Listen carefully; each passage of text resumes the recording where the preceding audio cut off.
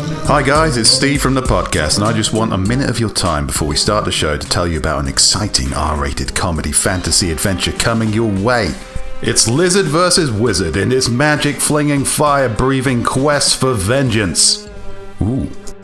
The Last of the Giant Fire Lizards, written and performed by Christopher John Feverolf, is available on audio now. The very same Christopher John Feverolf, known as the voice of Rick Walteri's Bill the Vampire, so you know you're in good hands. You can check out a sample of this brand new adventure at www.giant-lizards.com. That's giant-lizards.com. If you're looking for some fun, fantasy, chaotic madness, and we know you are, that's why you're here, then check out The Last of the Giant Fire Lizards today. Available on audiobook and coming soon on ebook. This is not a test. Don't expect to be impressed.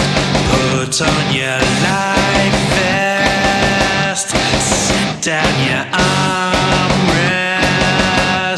It's time to stray from the grind. Don't take my hand, 'cause you'll find no peace of mind. Side quest.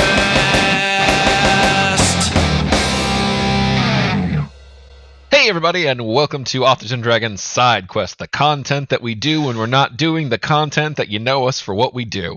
I'm Drew Hayes, author of Superpowered NPCs, Fred the Vampire Count, among other series. Joining me today, E.M. Kaplan, M.K. Gibson, Robert Bevan, Rick Gualteri, and Steve Wetherill. Hello. Hey. Hello, friends. Hey, how's everybody doing? Drew, I have missed the way you introduce side quests. It's like The most convoluted way I can find in the moment. It's like I always think I'm following along, but then I'm like, oh man, am I just having a stroke? Is that what's happening? Have we drinking that heavily today? Jesus. You We might are getting kind of recognize old. this is the full cast of the Dicey Bastards. Yes. This is a special kind of side quest that we're going Not to be the doing totally innocent here and party. there. Because, as you might have noticed on Dicey Bastards, we no longer take your questions at the end of the episode. That is because we save them up for these specific question episodes. Because we don't give a fuck about your opinion. Just for the record, especially those of you on Patreon, Bob does not speak for all of us. Yes. It's because we're savoring each one. We're taking the time to thoughtfully prepare our answers. Really thinking about it, you Yeah. know. Like, Carefully curating, crafting, cultivating, and now is the time to harvest. They have bloomed, and we shall pluck each question, stick it in this bouquet, and present you a floral answer tapestry. No, centerpiece. There we go. Yeah. You're Use really flowers as a build- centerpiece. You're really Centerpiece. building this up for the kind of answers you're going to get out of me. I know, right? Now, I don't know whose job it actually was to collect all the questions for this, but I know what my habit is. So, Rick, what's our first question? All right. Well, fortunately, I was expecting that. So, Hey, if I have to do my old role, so do you. all right. Well, I got a good one to start us off. Our friend Zach of All Trades asks, "What are you most looking forward to in this new campaign?" And by new campaign, I believe means Dicey Bastards, not some random one that. It's up other podcasts. so when is this going up, by the way? When are we doing? Is this one coming, like, are we putting up It after should episode be- 3? I think or after is it- episode 3, right? I think so, yeah. Let's say Okay. that. If you're listening to this, you should have had like a big run of Dicey Bastards, and that's just because we're kind of trying out new ways of recording. Mhm. It will settle back into our old routine soon, but you should have a nice big chunk of Dicey Bastards content there to get you into the vibe of what it is we are providing. And speaking of the vibe, I guess, what's everybody... What are you looking forward to? That question we were asked just I'm now. not exactly What's that? looking forward to it, but I'm hoping that we get, more lore, accidental lore, and the magic part. The accidental Define the lore is magic always part. the best part. I'm going to yeah. write down your notes so I can know what to, like, oh, I totally planned this. Probably wonder and sticky things and Yeah, it's all dick jokes. Yeah. The totally innocent party, just little things like that come up for no good reason. Yeah, I think sometimes the finest moments in the podcast is when we're actively trying to destroy the podcast, and it makes a nice little running joke. I'm looking I think it's- forward to exposing child predators. Send a predator to catch a predator. Hearing you say that with that character icon up, for those who aren't watching our video feed on the YouTube channel, Bob is rocking his Jorcerer icon.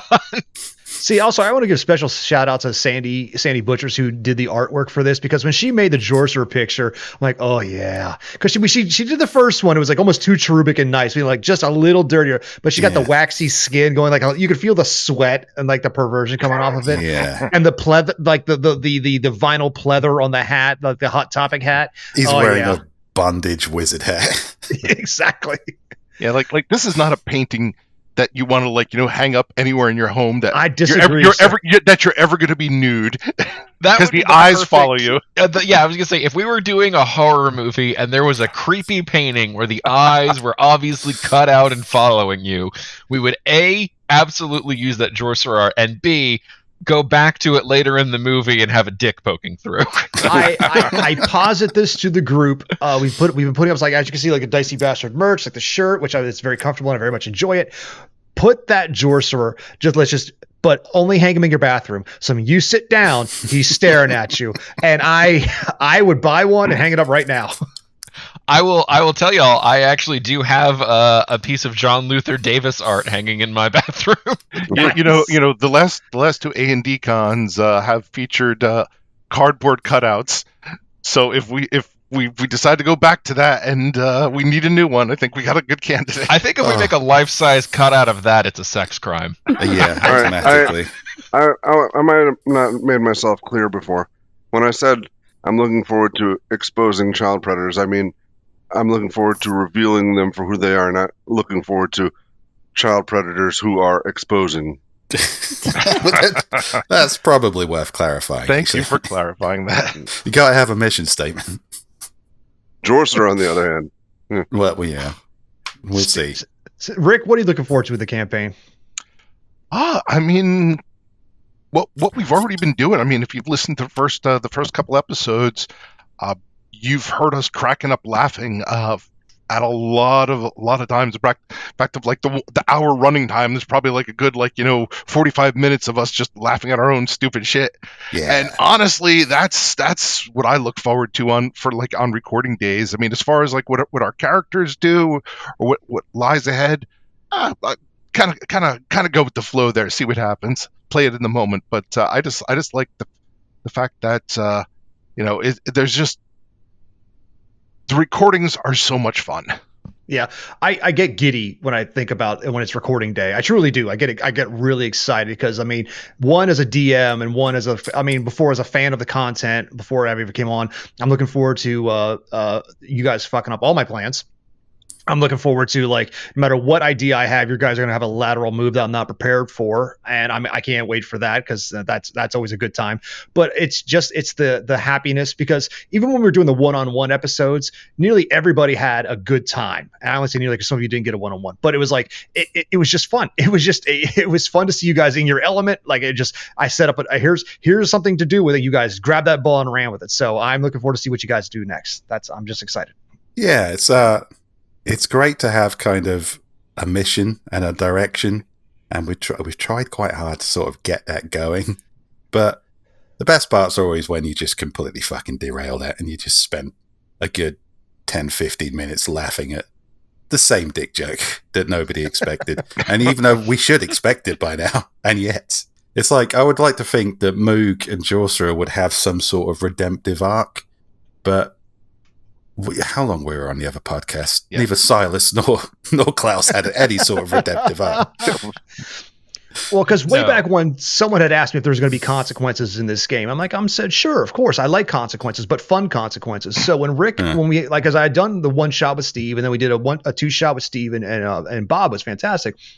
But when Rick says, I want to open with myself murdering elves, I'm like, fantastic, fantastic, because dear God, like that, because you guys you were down in that, you did the thing, took a couple days to get there, you were knocked out by Trudy, stayed for a couple days. So for about in that week so time, that's a major crossroads in bed and breakfast. So the big fire in the sky is going to alert things. I'm like, so I'm rolling dice on the side, like how long does it take for the authorities to come a call in? And I just want to correct Steve. Klaus definitely got a redemption arc. Not in the way we expected, but suddenly on that last game, he's doing like 50 damage with every hit. Or it's like, what the fuck happened here? I don't think Bevan's suddenly sorting out his fucking macros or whatever. It's a redemptive arc for Klaus. I imagine that's the one time Klaus showed up sober to the fight. And considering he forgot all those macros when we started Salty Bastards, it wasn't even a redemptive arc for Bevan. No, it was like when we were playing the murder brawl, and Klaus went to stab somebody. I'm like, he's distracted. You get to hit all your dice. He's like, I do. Oh my god, I do. And it was just like, and he was trying to snipe Silas from the rooftops. That was fun. It was good. That was a good murder brawl. You can check that back in the archive if you missed it. Indeed. Is it my turn for? Yeah, go for it, dude. Okay, so thing I'm looking forward to, honestly, getting to be a player. I was DM for a long time, and I've gotten to do little bits here and there, but getting to do a prolonged, long-term character, something I've looked forward to, and I'm hoping Kabir will be interesting because I've never really built a utility character before. Kabir is more focused on like general party health, kind of healing side stuff than direct combat, which will be hopefully interesting, maybe terrible. We'll find out. If he dies, he dies. I tell you what, when I ran you guys against the whores, I built them as roughly level 3 rogues. So because I figured like these are working prostitutes, they have to have their way around a knife and in the good coxmanship, and so like you guys took on a team of like rogues essentially and did well. So as long as I keep it balanced, you guys did a really good job. So I wouldn't worry too much about it.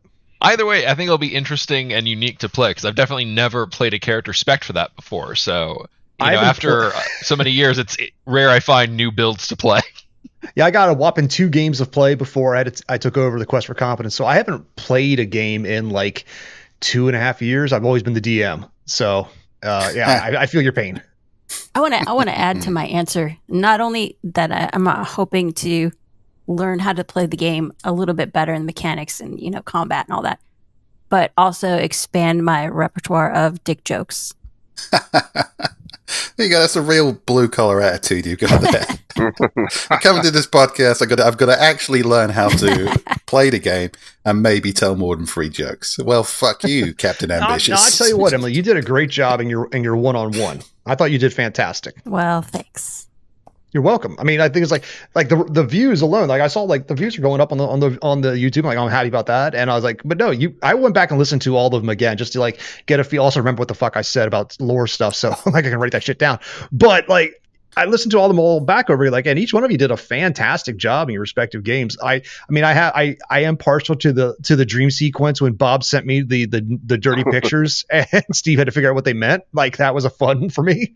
That was not planned until the day of. So no, it didn't feel planned at all. I don't think you could plan something like that. Actually, if you've just landed on the I guess the first proper episode, it's a bit confusing how we released these. Apologies for that. But yeah, if you skip the one-on-one stuff, definitely don't skip it. I've listened through it. It's very fun. All right. Well, what is the next question? All right. We'll start with an easy one here. Our friend Cal asks, dinosaurs or kaiju? This is a tough one.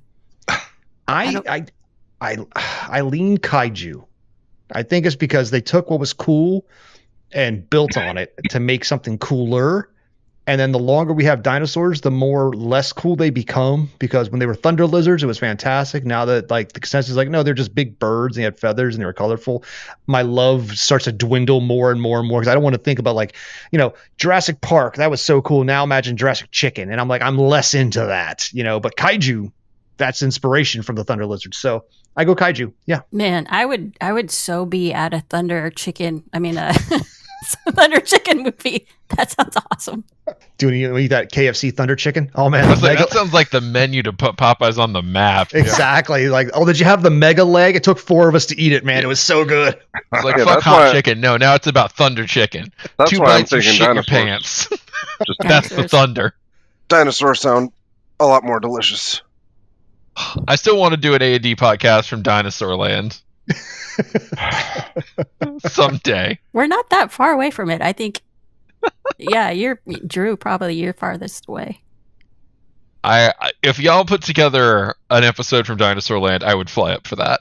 There's Steve. I envision myself just walking through that entire place, just looking like that mammoth.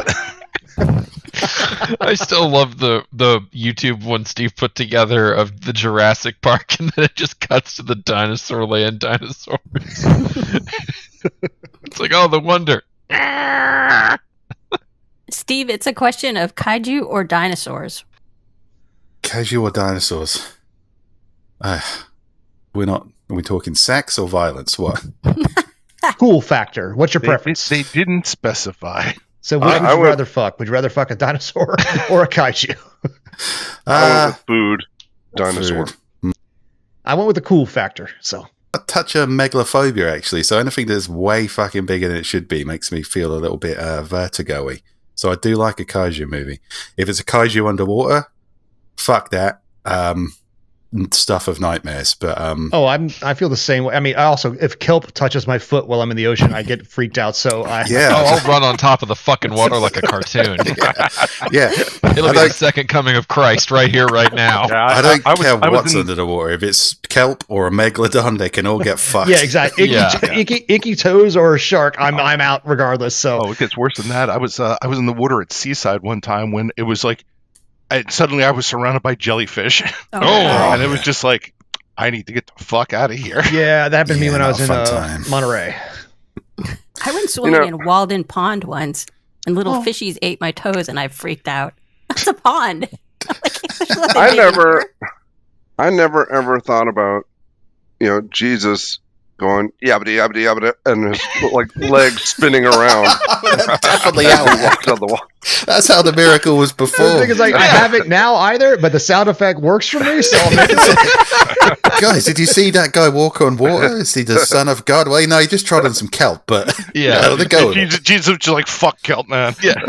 See, you can tell because he left a little smoke imprint of himself behind. That's more cartoon than Christ. Yeah. He was like, cast your nets over this side of some kelp. My father it's a shark! He was standing in 2 feet of water. But fuck kelp. Now, see, that's something I'd watch. Okay, so if they did like the Meg, 3, 4 at this point, but like the guy, Jason Statham travels back in a time with Jesus, like, Jesus, that's a Meg. And they got like Jesus and Jason Statham had to fight a Meg. Actually, I think the story of Christ, but it's Jason Statham. You think you're going to stop me, Meg? I'm the son of Christ, motherfucker. Eclipse, I'm got this shit out of people. For the kaiju v dinosaur debate, Gibby touched on something that I do think gives kaiju the win, and that's that kaiju exist statically. Godzilla is Godzilla. There's different interpretations per movie, but what he is pretty consistent. Whereas dinosaurs keep getting retconned by our own understanding of the past and science. And so like then you get shit like when in Jurassic Park we're like, well, obviously we had to splice shit in to make them look like what we thought dinosaurs looked like. And it's like the deeper you get in on that, the more it's like, you know what? It's easier to just be like, yeah, it's a monster. It's a monster from the fucking bottom of the sea. You don't get to retcon it with science. See, then I guess I'll take a lateral move, like just like dragon. That's what I'll take that over kaiju or dinosaurs. Give me a dragon. They're consistent. Yeah, right. Yeah, I saw a review once for Pacific Rim that said like this is a world that's like terrifying but also kind of awesome, dude. And that's why I'm like, yeah. As horrific as it would be to be like, look up, you just see this like 50-foot about to stomp on you. It'd still be kind of cool. Pacific Rim is a gem. I don't want to live there. Is one of those movies, like I showed that to my son when he was like 11. He's like, this is the greatest movie I've ever seen. I'm like, of course, you're 11. And the 11-year-old me loves this movie. So yeah, let's watch it again. Yeah. It's like, what did we have when we were his age? Robot Jocks. Be grateful. Let's not shame Robot Jock. That's the closest I got to Robotech as a child. Okay. I know. They tried. And with the sequel. I say, I guess if I'm going to answer the dinosaur versus kaiju question, anything I can fight with a giant robot is fine. Yep, agreed. What is our next question, Mr. Guatemala? Well, our friend Zach of All Trades asks, what's something terrible that you would never actually do, but nevertheless you kind of want to do anyway? He's like, for example, dine and dash. Honestly, a heist. Not to go with the theme of the game. I've always been wanted to be part of a heist, but I'm not going to steal. I'm not that guy, but it's cool. Well, the question was, what would you dream of doing and not doing? And I would absolutely steal. So I got to stick with, you know that move Ryu does where you grab them by the shirt lapels, put your foot in their gut, and then just flip them over? Sometimes I just think, what if I just did that to someone? I've done that in martial arts competitions. No, but I just mean like, you're talking to someone, you're out in the smoking area, you're like, yeah. And then you just like, boom, flip them into a wall. Yeah, I mean, similar to that, one of the things I liked best about, like, at least the first couple Assassin's Creed games was just walking through a crowd and just randomly punching people in the face with impunity. And yeah, I mean, we're on the same page, Rick. Yeah, not just like not this knife in the back of the neck and they just go limp and just die. No, just punching them. So. Yeah, just like you're in the supermarket and there's just somebody annoying the fuck out of you. Like they refuse to move their basket out of the way. You still pay by check, and you just boom. lay them out. Yeah, I give you on that one. It's like I've also wondered, like sometimes when I'm driving and there's some guy in his pickup princess big ass truck that's never seen a day's worth of work and he loves to ride your bumper, and I'm like, how much insurance do I have? Can I just ram this guy off the road and just keep going? If I was rich, if I was just like, I can afford some kind of weird rich guy gold-plated insurance, I would just, every time I drove down a street where everyone's badly parked, I would just dodge him, that fucker.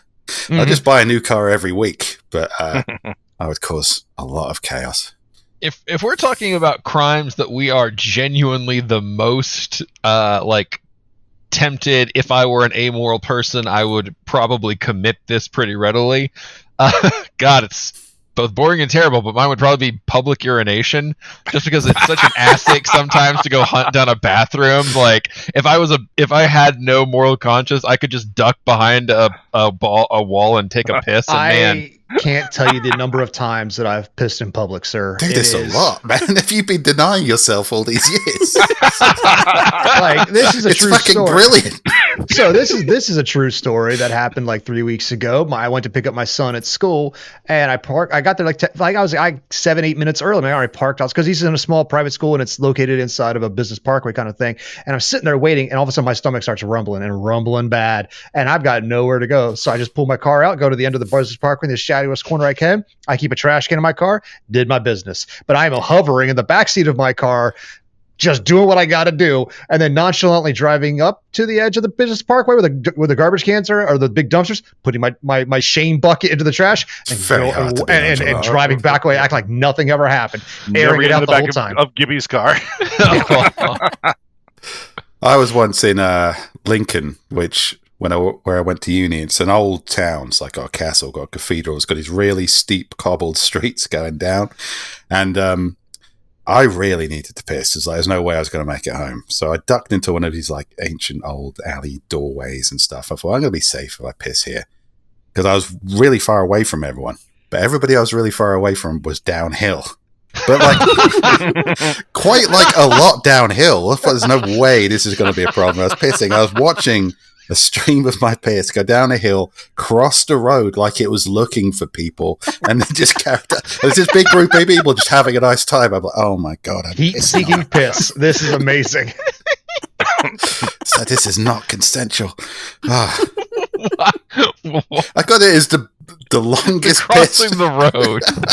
It was the longest piss I'd ever taken. Had I known, and somebody told me, it's like, yeah, you can piss in the street, Steve. This might seem safe, but you're going to do a supernaturally long piss.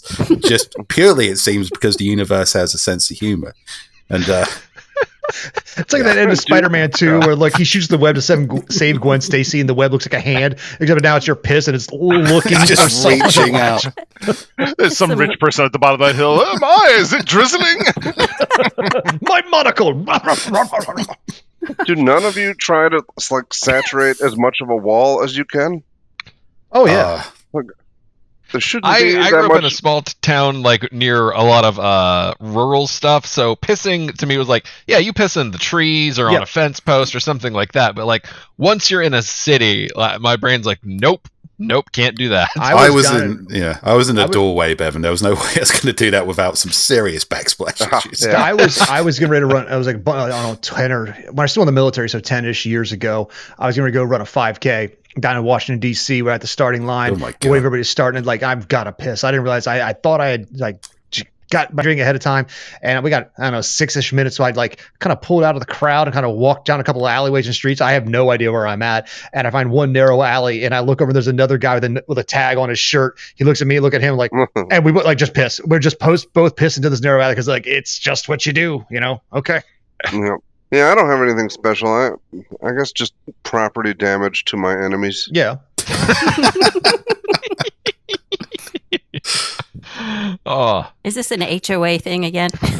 I'm not naming any specifics. No, that's probably smart. You did do what you already said stuff you would do, Bevan. Are we to take away that you already have a sort of like Batman vendetta going on, but it's instead of punching, it's just property damage? Okay, some artist out there, get me a picture of Bevan like brooding like Batman on the top of like just a 2-story building with a beer, waiting for his moment. So Some artists. You're talking about Bevan. He's the artist out there. that's okay. Bloody brilliant, Bevan. Self-portrait of yourself with a beer, brooding like Batman. Just hunched on his porch, waiting for his neighbor to go inside and kicking his trash cans over. in the night. If we're talking about crimes, I am 100% committing a government coup. I want to overturn this puppy, and I think I can do it. I appreciate that you think big, Emily. Yeah, that is. If you're going to do a crime, steal a fucking country. Why not? If you got to do something, it's unfortunate. It's one of those like, oh yeah, it's. Your eyes might be bigger than your stomach on that one, but I wish you well. So, God, I love how like half of us are violent, the other half of us just want to pee in the street, and Emily wants to be Dr. Doom. oh no, that's the thing is if I could have Dr. Doom level clout, right? Sure, if I could be like a totalitarian dictator, sure. Like I got ideas, man. So Yeah. If I had any level of intelligence or personal energy, then yeah. Why not? If I had like cult like charisma, then sure. But no, I unfortunately surround myself with friends who question my every decision. So, well, when you watch a spy movie, there's always like Matt Damon or somebody. There's always Matt Damon or Jason Statham in the front I foreground. found that to be consistent across all spy movies. I don't think Matt Damon's been in a James Bond movie, but go ahead. Yeah. Well, yeah, and they're always like, if they're in a museum or something like that, there's always like a small Asian woman is an extra walking around in the background, and okay. that's me. Okay. I could do that. So you just want to be in a movie? You want to find out who the Matt Damon is? Hit him with a brick. You sneak by unnoticed. You can. They're too busy focusing on Matt Damon. Exactly. You can't see me. Oh, Jason Statham is kicking the shit out of everybody. Like Emily's taking over the world. Just walked into the control room. Did you see that small Asian girl? She just walked by me. What the fuck she thinks she's doing? As much as it wasn't very good, I think pretty much like season 1 of Iron Fist, that was pretty much like a subplot where like there was this old Asian woman who just wound up being like the power behind everything. Oh, Madame Gao. Yeah. I'm telling you, I'm just going to get more powerful as I get older. And shorter. Shorter and more powerful. And more as you bitter. become more tiny, your power condenses. You'll shrink more, your shoulders will broaden, and you'll have like a cane. You just got to start working on your cackle. I'm excited about this. Yeah. I am the strongest Smurf. Smurf you, Rick. What's the next question? All right. So we only really have, I think, one from the Facebook. So let me just grab that so I can close that window. But our friend Kyle asks, what was the original inspiration behind each of your game characters? Bevan, you start. Yeah, mine was easy. Simple lack of effort. Yeah, what was this for? Salty. This was for Salty Bastards. Yeah. Everybody decided, okay, we're gonna get fancy this time. I want everybody to, go to Hero Forge and, make your character customized just how it's supposed to look. And I said, fuck that. I'm making Jorsa the Sorcerer. I drew him in about a minute and a half. And I said, all right, here's my character. And yeah, he became an icon. Disturbingly quickly. Mhm. Where did you get? What was behind the voice? Did you just want the worst voice? I guess that's just what I imagined that character would We sound drew like. that character and went, Yeah. what does he sound like? And did their voice. You're 100% correct. Oh obviously. my! Yeah, I guess Stan was pretty much I like the idea of Stan Dandy Liver was just a stupid name. But Yeah, then say, it's did you have any other it's like ob- backup like puns, or stand and deliver the thing from the day from moment one? Like No, I came up with Stan Dandy Liver, and I was absolutely fucking shocked that no one else had done it. So I was like, okay, that's mine. okay. And then so what do you do with that? England has a lot of history with gentlemen, highwaymen, and Robin Hood and stuff. And then you got the kind of Errol Flynn transatlantic accent. So I was just thinking of that. And it kind of turned into a bad Matt Berry impression. And then I thought, what if he was just kind of somebody who used to be like that, but was shit, which would, kind of forgive me in role playing for him being shit. So, what if he was just old and past it and used to be one of those heroes from our past? And I thought that was a good comedic premise, a good excuse for a stupid accent and a stupid name. Love it. I was just going to say Claudia came from the Janes, obviously, but she was supposed to be a foil for Klaus, Claudia Klaus. And everybody else was doing the opposite, the opposite of Silas was this light, airy, happy, cheerful. And I was like, nobody hates Klaus probably more than Klaus. So I'll make a similar character who's maybe a long lost twin. I was going to say, she's Done not really well. a foil for Klaus. She is a massively indifferent rogue. Well, she's also very like everything she rolls, she does well at. So there's that. So Yeah, there she's is actually that. surprisingly That is good at the- everything she does. So She's just as indifferent to the bigger picture as Klaus is, but much more competent on rolling. when we were, Except for she has died 4 or 5 times already. Though. oh yeah, She's good at dying. Like a while back, I was talking about making basically a super high charisma fighter that couldn't fight for shit, but everything was just persuasion. And originally Moog started off as him, and he was basically going to be this total pacifist that came from this family of horrific violent murderers. And the more I thought about it, I was like, the horrific violent murderers sound like they're more fun to play than this character I'm coming up with. So that's when I was like, I started doing that, and then I was like, yeah, but it makes he was going to go down the same route as Hilda, basically an elf that was raised by orcs. But I was like, and then I was in the shower one day and it just hit me. I was like, no.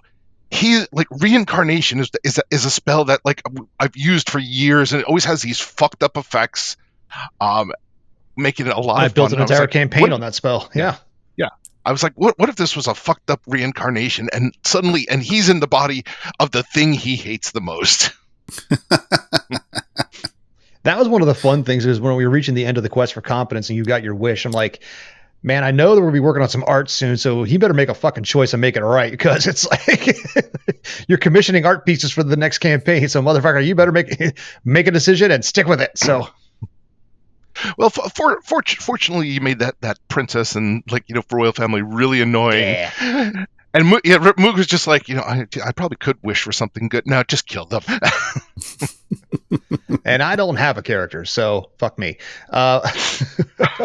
So I have nothing to add to this conversation. Well, that's depressing. Well, it is. Well, that for ending that question on a downer. No, actually, well, the thing is okay, the NPCs I like, I have always liked the idea of because a lot of these NPCs are characters I've always wanted to play. I wanted to make a one of those basically go boom A bunch of mages, one of those specials. Yeah, a bunch of horse. But yeah, I always want to do Willie Pete, the fire mage specialist, because they have one ability where it's they can cast basically protect. They can do a fireball and stand in the middle of it and take no damage, and they can actually pick a certain number of people. And the bigger up they go up in levels, so he can just fireball the same spot over and over, so the party takes no damage and just nuke everything.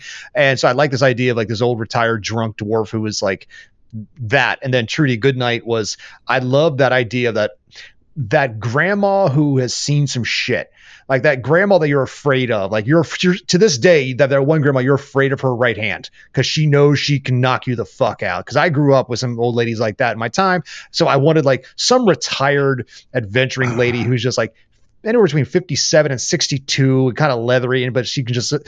So when she got to punch Moog in the face, it made me so happy, just like connect to the ones I'm like, and I just hit him with a Ring of the Ram after that. Cause like, again, I get to like play with these NPC characters because the idea of a character named Trudy Goodnight, she's just a bare knuckle old broad who's like, bring it, and I love that. So let's see here. We got a couple authorish questions. Our friend Blix asks, not counting initial releases, do you feel books in a series sell better once the series is completed? I'll let you know in another 15 or 20 years. Yeah. I will say that in my experience, at least with me, once a book hits like 2 or 3 in a series and people see that there is a series, they're more apt to pick up book 1 or 2, knowing that something is ongoing. Because standalone books have been, back when I was with my old publisher, like they're still beloved in some circles, but it feels like nobody wants that anymore. They don't want a standalone book. They want a series because they want to die. It's like Netflix syndrome. They want to binge stuff, not just one book and move on. So that is in a way cool. In a way, it kind of sucks. So unless you're like way more clever, you can write a series of standalone novels, like like an old timey detective kind of thing. It's yeah. Seems like the more books there are, the more apt they are to sell. So, yeah, I mean, I have a couple finished series, and I'll say, I think while series are ongoing, they sell the strongest. But once a series is completed, you have a very long tail there where you can sell it as a completed series. So even if it's no longer like necessarily like hot on the charts, it's still kind of bringing in sales. And once you get people into like the first 1 or 2 books, they're pretty much going to make it through most of them. Yeah, pros and cons. There is, I think I've noticed a big drop off from book 1 to book 2. Like you'll lose a lot, like people who won't go through the series. So if you are invested in a series as an author, you kind of have to finish it. Yep. While you're still like, I lost those people from book 1. Now I got to start a new series or whatever. Yeah, and I fell into that trap a couple of times. On average, it's 50%. If you can retain above 50%, like you got a strong series. So your book, let's say 100 sell, the next book will be 50 and 25 and then 20. So it's you keep your loyal core. So unless it just sells like hotcakes or your last name is Dinneman, then Yeah, but once they get past that second book, you got usually have like something like a 90% right. chance. The numbers actually tend to bounce back up after that. So yeah. All right. Our friend Kale asks, what makes you not want to write, and how do you attempt to overcome it? Seems like and then people don't buy my books. Yes. That's what it all comes down to. Absolutely. Books not selling? Yeah. Yeah, I mean, I like writing, but writing is a creative outlet I have, and it's not the only creative outlet I have. If I write a book and not enough people buy it to immediately cover the cost of the amount of fuck ton of work that goes into making a book and editing it and getting a cover done, then it discourages me from writing another book immediately, particularly if I'm doing other stuff that is A, just as satisfying creatively, and B, paying me. So, if I've got other shit going on, all of a sudden me finishing a book doesn't really seem that urgent, which might seem insulting to my readers, but apparently I don't have enough readers to insult. So creative energy doesn't even come into it for me. It's more putting food on the table. Right. Yeah. I mean, me, I'm a creature of habit. I like to start. I like to do all my work days the same way. My wife's like, that would drive me nuts. I'm like, yeah, but it works for me. So like, I like to start off my day, like, if I like to be writing by about 9 a.m. And if I'm doing that, then my day is going to be decent. If I have to start later, it screws up my day. Like I was telling people earlier, actually at the beginning of this week, I was like, I go food shopping on Fridays. And because that takes up my entire morning, I know I'm not getting any writing done when I get home. So I'll get home, I'll put the groceries away, and I'll do some marketing, and I'll do some other stuff. because at that point it's ruined for me. Mhm. And there really is no getting past that. But outside of that, I don't really get writer's block so much as I get writer's malaise, where there are some days I just don't want to, and honestly, there are some days I just have to accept that. Like, there is no forcing it. It's like the words are not going to come. Find something else to do. I feel like 80% of the world at large are reasons why I might not write. Yeah, reading the news is never a good idea. Or day job, or not enough sleep, or anything. Yeah, I'm like Rick. After when I get home from taking the kid to school, I usually sit down about 9:30 to start writing, and then I try to work for the next 2 hours before. Then I chunk up my day. Then that's when I'll like do some housework, or I'll work out, or honestly, if it's drizzly, I'll take a nap because I just can, and then I'll get back up and finish the stuff I meant to do, and then try to write a little bit more. Family comes home. I'm an only child. My wife's an only child. My son's an only child. We all go to our separate corners. And that evening, I'll watch a little bit of television, and then I'll just try to sit down again sometime around like 8 at night and try to write for like the next hour or two. Just sometimes in the evening time, like I'll just jot down a few ideas and then sometimes it takes off. So I try to get in like 4 to 6 hours of writing a day, and if I can manage to actually squeeze in a solid 3, I call that a win. So, nice. Yeah. Again, like you're saying about creative energy, if you've got a day job, if you've got family you want to keep up with, if you've got, in my case, a secondary job, which is making sure this podcast is as qualitative a product as it can be. Subscribe to Patreon now. He needs your money. So you start to, I don't know. And also there's a trap where, for me, it's kind of about making people laugh. So if I say something funny on Facebook, and 50 people give it a like, I'm like, I've done my bit for the day. There you go, peasants. There's your joke.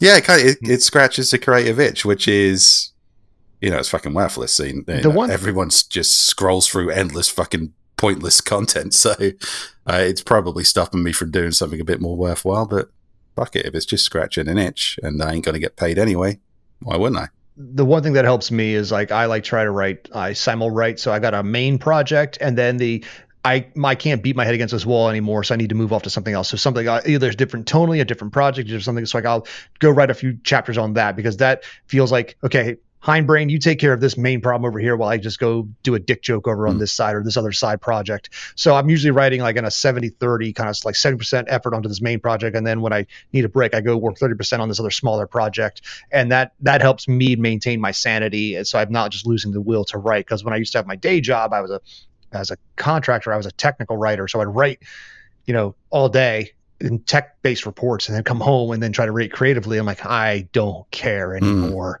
I'm the same. And then the dragon flew over the wizard and the dick hit him in the face. I don't care. So yeah.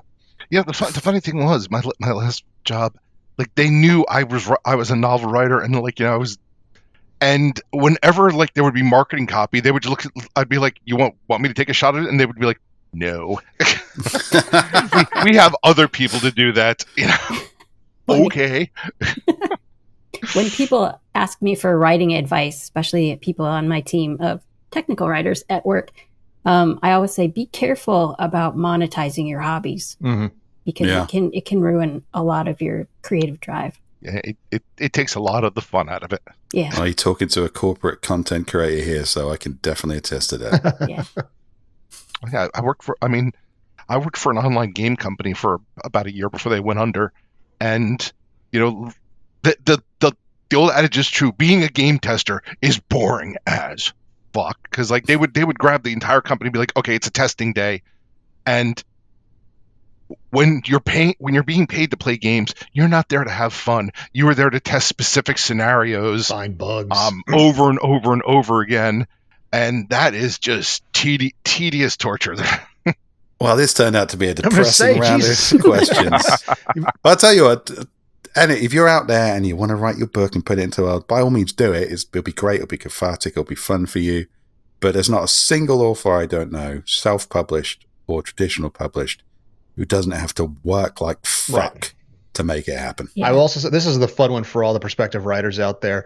Once you get your first book out, it's like your first kid. Anybody who's a parent will know this. But once you get your second book, You kick it down no the one stairs. gives a shit. It's just like, oh, we had another kid. Hey, cool. And my good friends, I'll go to visit them. After I'm leaving, I'm going to Cinco de Mayo party. They're not going to ask me about my books. Yeah. They don't care anymore. They patted me on the head years ago. Now it's just like, hey, Gibby. And that's it. Like I got shit I want to talk about, but no one cares. So you have to love what you do. So Yeah, the most fun you're going to have if you're starting out in this novel writing, the most fun you're going to have are when nobody gives a shit about your books because you're writing them for you. Yep. Way ahead of you. Once people do give a shit about them and you're writing them for them, then it becomes work. very much so. Especially like, oh, it would be great if this happened to this character should do this and this character should do this. And why doesn't this character do this? Or that you get a weird fan who like says, hey, what happens in the apocalypse in Canada? I don't know. I don't live in Canada. I didn't set it there. I didn't think about it, but now I got to think about what happened to Canada. I don't know. What do you think? Are you kidding? I love those questions because they force me to like think, and usually I'll come up with some shit on the fly and make it sound like I know what I'm talking about. But now I feel like such a whole lot of moose fucking. Exactly. Now I feel like a douche because I didn't think of it to begin with. I'm like, I got to sound creative. So.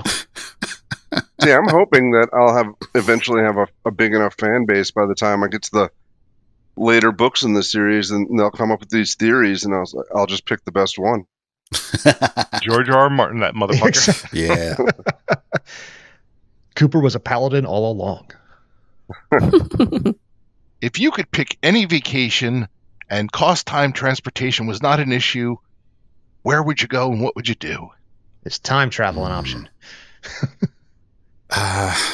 You know what? I'm going to do what everybody fucking says. Japan sounds nice. But you know what? I have one of my favorite movies. It's called In Bruges. And it's all about these guys who are sent to Bruges and they fucking hate it. And he just doesn't want to be in Bruges anymore. But I'd really like to go to Bruges. So I don't know where it is. What is it? I don't either. I just know this guy fucking hates it. I thought it was pretty the cool. Czech Republic? Maybe, man. No, because that's Colin Farrell and let me check. Mr. Gleason.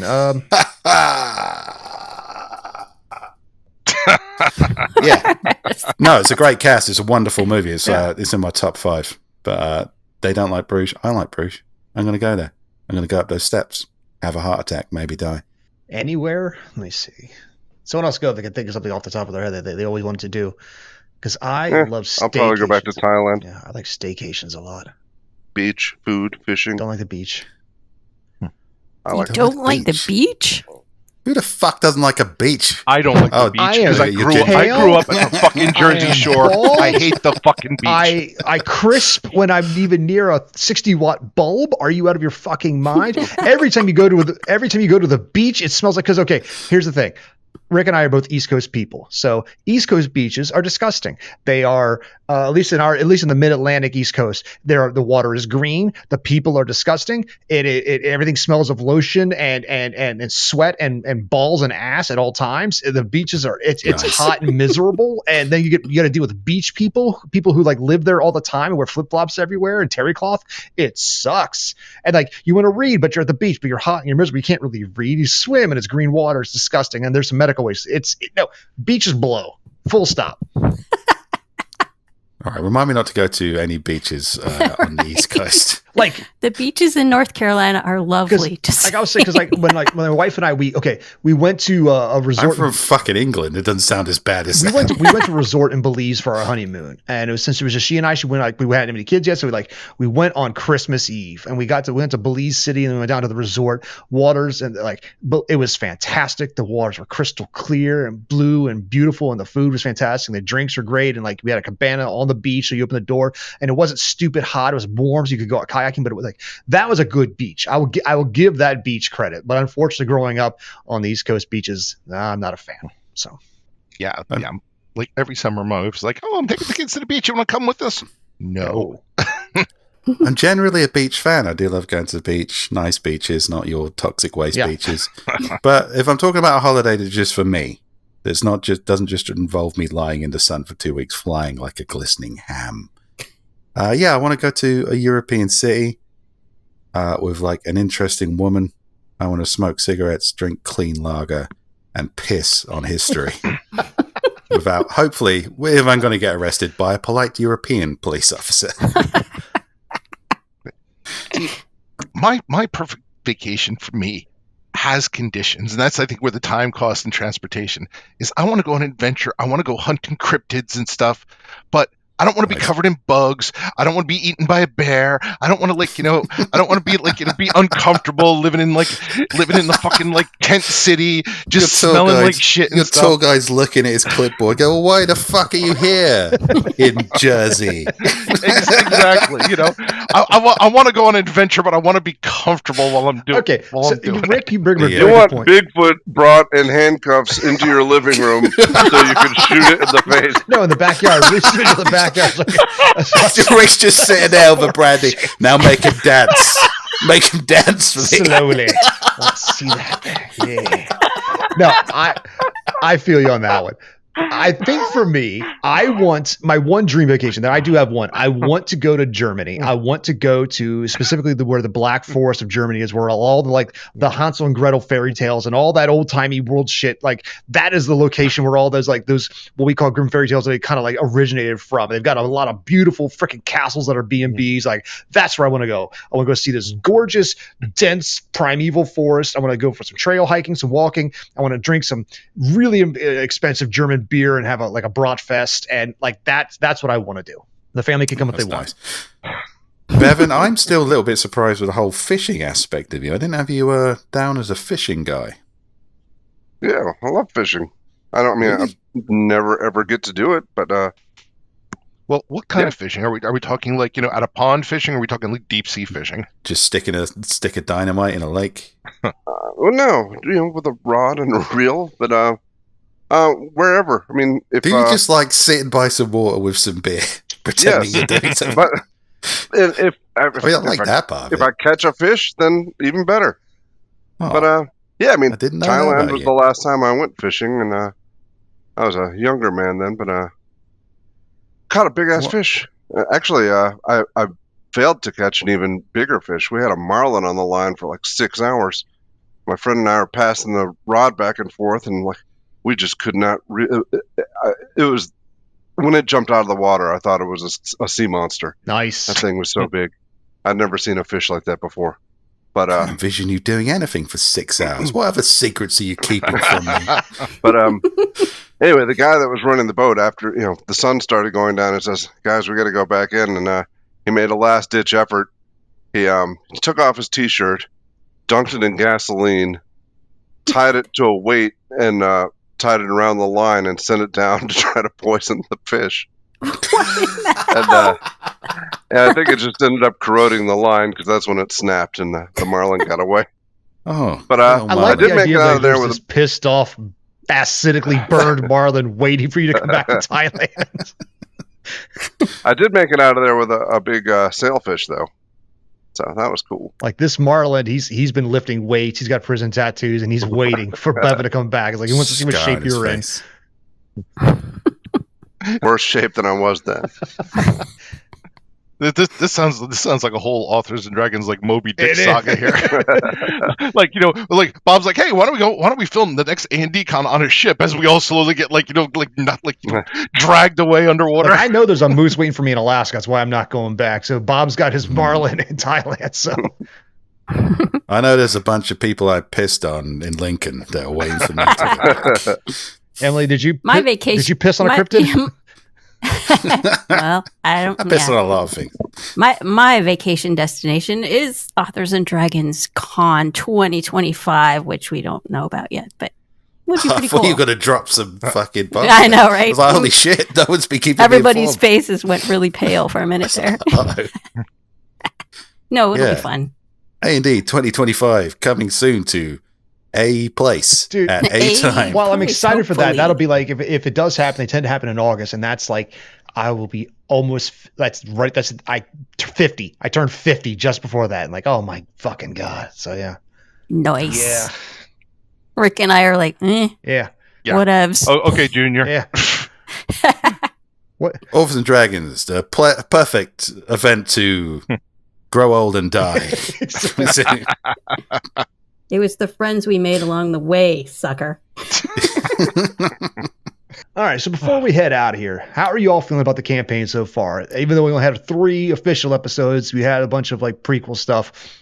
Are you all enjoying it? No, Do you have they're any feedback? official episodes. Yeah, I think it's been nice since I enjoyed the one-on-one episodes. I think that got us all kind of. I know you were nervous Are about you that. saying you don't like us? No, He was I- nervous You about that forget I first have one. to edit. Yeah.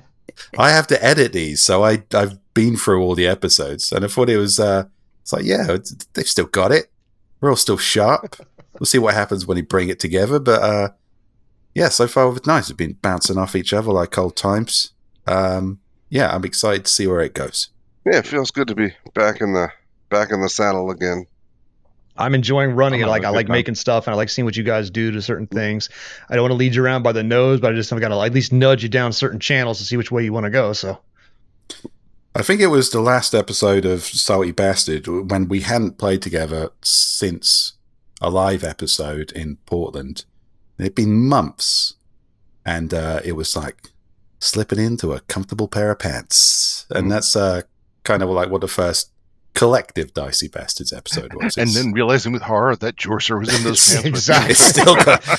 It's still Maybe got the they're- stains on. Jorser from has last these Maybe time. they're foul a little- pants. They're a little bit crusty. Yeah, little crusty pants. Yeah.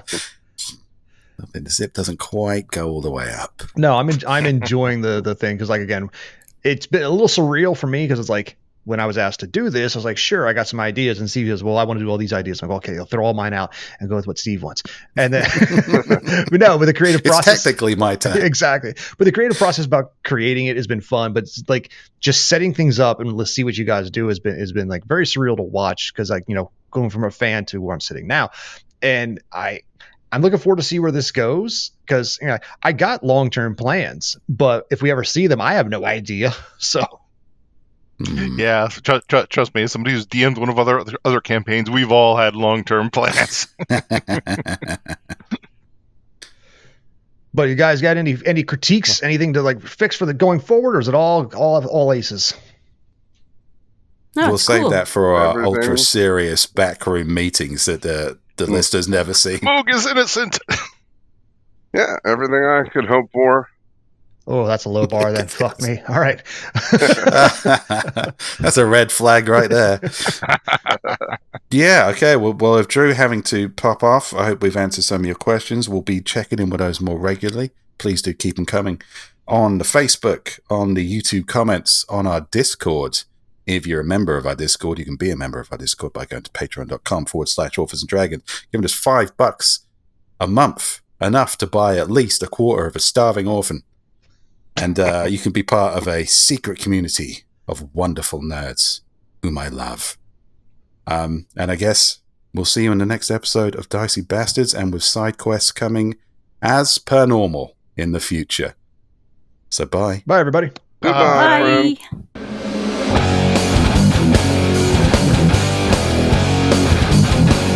Authors and Dragons is brought to you under a Creative Commons license, meaning you are free to share this material so long as credit is given to those who created it, which is us, the people you just heard play the game. Opening and closing themes performed by the Gore Core 4. Authors and Dragons!